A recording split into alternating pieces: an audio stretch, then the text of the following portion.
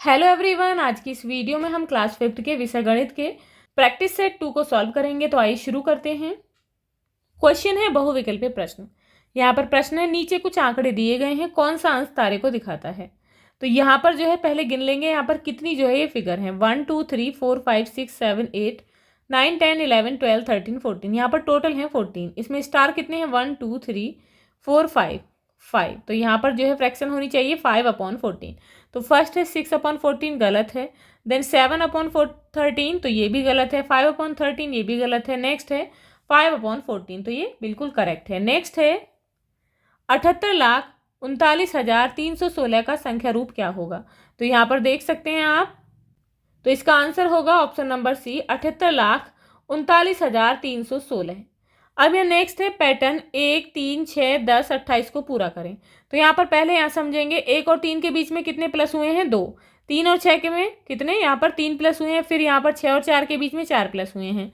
तो नेक्स्ट जो है 4 से बढ़ेंगे तो कितने प्लस होने चाहिए 5। तो 10 में हम 5 प्लस करेंगे कितना आना चाहिए 15। फिर 15 में हम 6 प्लस करेंगे तो कितना आना चाहिए 21। तो आंसर कौन सा होगा, ऑप्शन नंबर डी 15 21। नेक्स्ट है दी गई आकृति का क्षेत्रफल ज्ञात कीजिए। तो यहाँ पर देखेंगे ये आकृति दी गई है, इसका आपको क्षेत्रफल बताना है। तो यहाँ पर देख लेंगे इसमें कितने बॉक्स बनेंगे। तो इसमें 1 2 3 4 5 6 6 बॉक्स बनेंगे। तो इसका जो क्षेत्रफल होगा वो 6 सेंटीमीटर स्क्वायर होगा।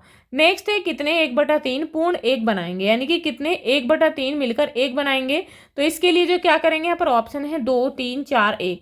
1/3 को 3 बार प्लस कर लेंगे, तो प्लस करने पर ये जो है 1 बनाएगा। तो यहाँ पर 3 1/3 पूरा 1 बनाएंगे। तो आंसर होगा ऑप्शन नंबर बी।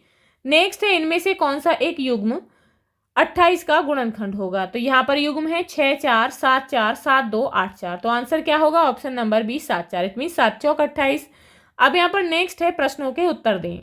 एक आकृति बनाए जो घूर्णी समरूपता, इट मीन्स घुमाने पर भी समान दिखती है। तो यहाँ पर आप इस तरीके से, जैसे कि ये आकृति है, इसे आप किसी भी तरीके से घुमाएंगे ये इसमें कोई डिफरेंस दिखाई नहीं देगा, ये बिल्कुल समान ही रहेगी। नेक्स्ट है इस जादुई वर्ग को पूरा करें जहां हर ओर से जोड़ने पर कुल जोड़ 25 आना चाहिए। हर ओर यानी कि चारों तरफ से जोड़ने पर, ये वर्टिकली और हॉरिजेंटली जोड़ने पर कितना आना चाहिए 25 आना चाहिए। तो आप इस तरीके से इसे फिल कर लेंगे, जैसे कि यहाँ पर प्लस कर लेंगे 10 4 14 और 14 और 11 कितने होते हैं 25। 3 और 16 19 और 6 कितने हो गए 25। 12 और 5 17 और 8 25। अब इसी तरीके से नीचे की तरफ जोड़ लेंगे 6 और 8 14 और 11 कितने हो गए 25। उसके बाद 16 5 21 और 4 25। 10 और 3 13 और 12 कितने हो गए 25। तो आप इस तरीके से जो है इस तरीके से जोड़ लेंगे और इधर भी, तो इन्हें चारों तरफ से जोड़ने पर 25 आना चाहिए।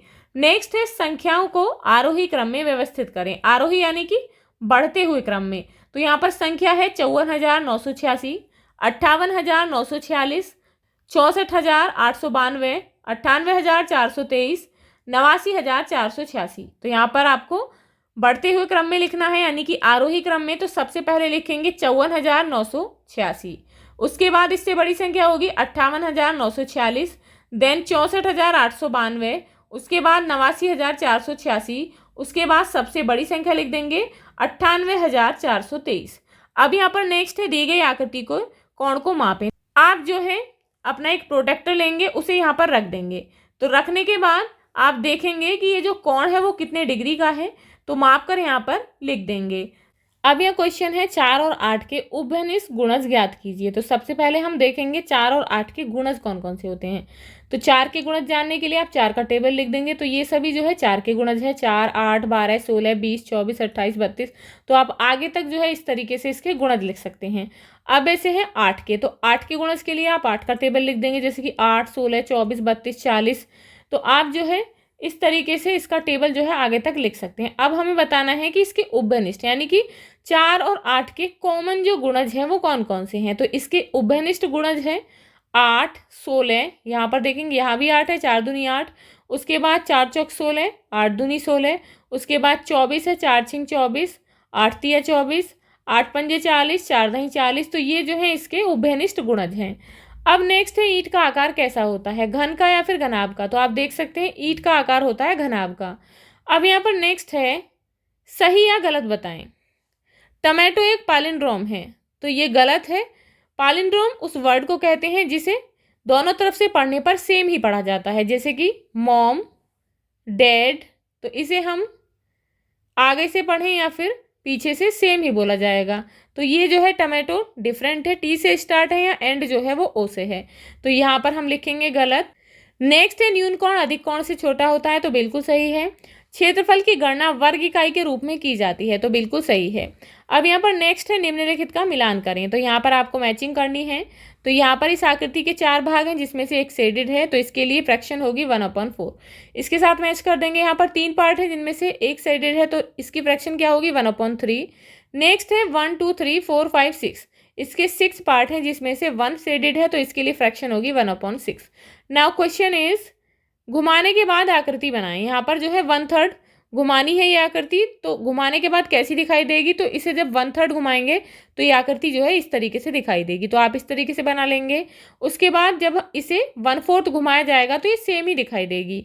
नेक्स्ट है कोणों का चित्र बनाएं, तो आप जो है प्रोटेक्टर की सहायता से 45 डिग्री का कोण बनाएंगे और 70 डिग्री का कोण बनाएंगे। अब यहाँ पर नेक्स्ट है दी गई आकृति में पैटर्न को पूरा करने के लिए इसे पूरा करें, तो यहाँ पर ये पैटर्न दिया गया है, 2 पत्तियां हैं, तो आप इस तरीके से 2 नीचे की तरफ बना देंगे और इसी पैटर्न को फॉलो करके ये कंप्लीट हो जाएगा। नेक्स्ट यहाँ पर 1 जो है 1 पार्ट जो है इसका फिल्ड है, तो आप जो है अपने अकॉर्डिंग कैसा भी यहाँ पैटर्न कंप्लीट कर सकते हैं, जैसे कि आप इस तरीके से कर सकते हैं। 1 जो है यहाँ पर एक जो बॉक्स है उसे लेफ्ट कर देंगे, छोड़ देंगे, एक फिल करेंगे, फिर छोड़ देंगे, फिर भर देंगे, फिर छोड़ देंगे, फिर इसे फिल कर देंगे, तो इस तरीके से जो है एक ये पैटर्न बन जाएगा। अब यहाँ पर नेक्स्ट है, तो यहाँ पर ये जो क्वेश्चन है ये गलत है। यहाँ पर देखेंगे, यहाँ पर ये स्पेस दिया गया है 60 रुपये प्रति मीटर की लागत से बाड़ लगाने का खर्चा बताएं। यहाँ पर ये एरिया दे दिया गया है, इसका जो है 60 रुपये प्रति मीटर के हिसाब से बाड़ लगाने का खर्चा बताना है। तो यहाँ पर देखेंगे इसकी लेंथ कितनी है 60 और यहाँ पर है 40, तो 60 और 40 कितना हो गया 100।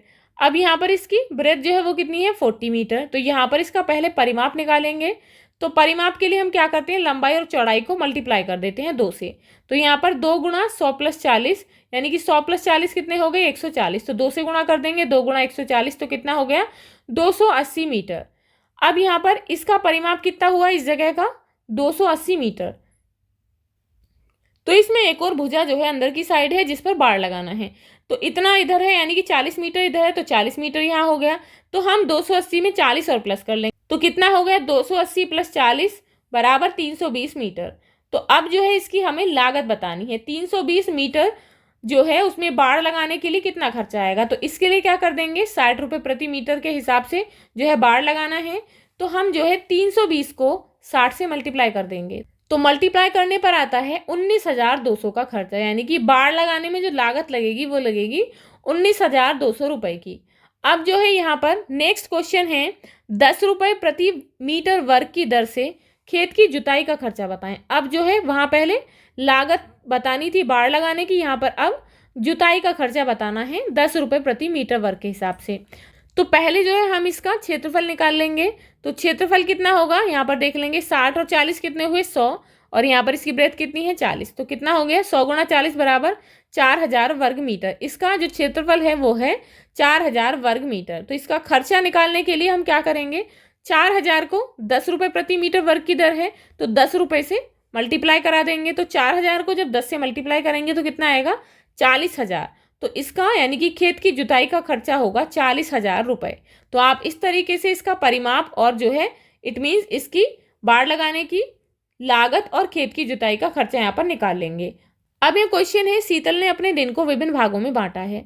अध्ययन के लिए 1/4 भाग दिन का, खेलने के लिए 1/8 भाग, नींद के लिए 1/3 भाग।